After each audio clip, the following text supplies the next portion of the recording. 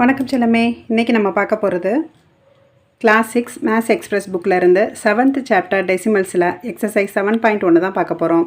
First some என்னென்னு பார்த்தீங்கன்னா, fill in the blanks in the table given below and write the corresponding numbers in its decimal form using the given pictures.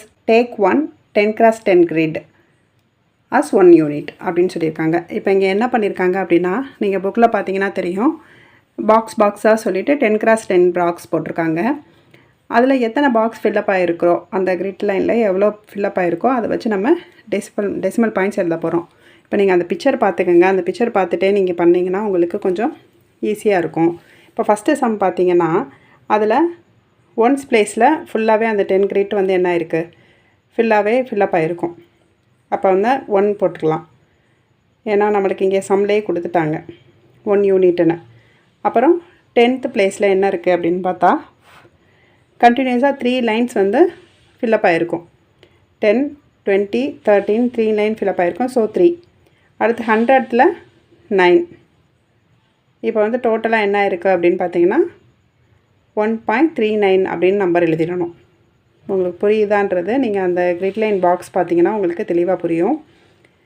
இப்போ செகண்டில் பார்த்தீங்கன்னா ஒரே ஒரு box மட்டும்தான் fill up ஆகிருக்கும், வெறும் 30. அதில் வந்து வெறும் 30 மட்டும்தான் ஃபில்லப் ஆகிருக்கும். அப்போ வந்து ஒன்ஸ் பிளேஸில் எதுவுமே இருக்காது. ஸோ 0.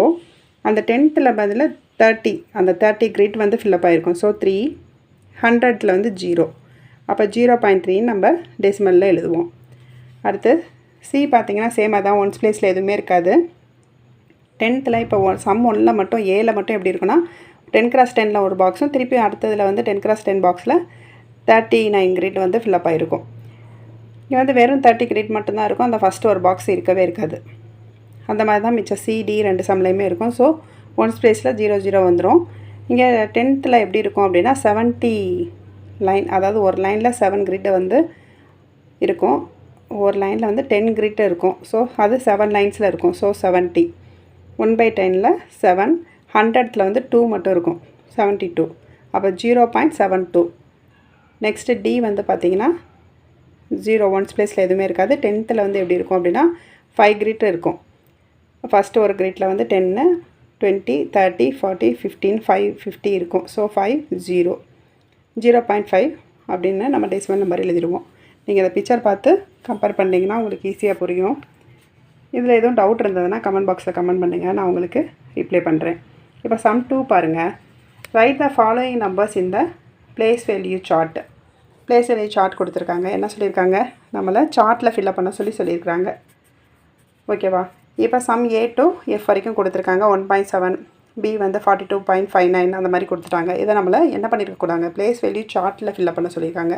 பிளேஸ் வேல்யூ சார்ட் எப்படி இருக்கணும், 1000ஸில் 100, 10s, 1s, அடுத்து 10s, அடுத்து 100s, அடுத்து 1000s. அப்போ 1/10, 1/100, 1/1000 அந்த மாதிரி வரும். இப்போ பார்த்தீங்கன்னா சம் ஏ பார்த்தீங்கன்னா 1/7. 1/7 அப்படின்னு எடுத்துக்கிட்டிங்கன்னா 1ன்றது ஒன்ஸ் பிளேஸில் மட்டும்தான் வரும். 7 வந்து 1/10. ரிமைனிங் எல்லாம் 0 இருக்கும். இப்போ 42/9னா 40ன்றது 10, 2 வந்து 1s. ஸோ 42.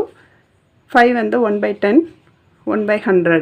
இப்போ 0.154னா இங்கே ஹோல் நம்பரே கிடையாது. ஸோ 1000, 100, 10s எதுவுமே வராது. 000 தான் வரும். ஒன்ஸ் பிளேஸ் வரைக்கும் எதுவுமே வராது.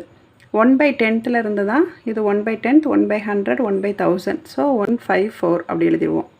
புரியுதா உங்களுக்கு? ஏன்னா இது ஆல்ரெடி உங்களுக்கு ஸ்கூலில் நடத்தியிருப்பாங்க. டெசிமல்ஸ் வந்து இது உங்களுக்கு புரியும்னு சொல்லி நான் கொஞ்சம் ஃபாஸ்ட்டாகவே மூவ் பண்ணுறேன்.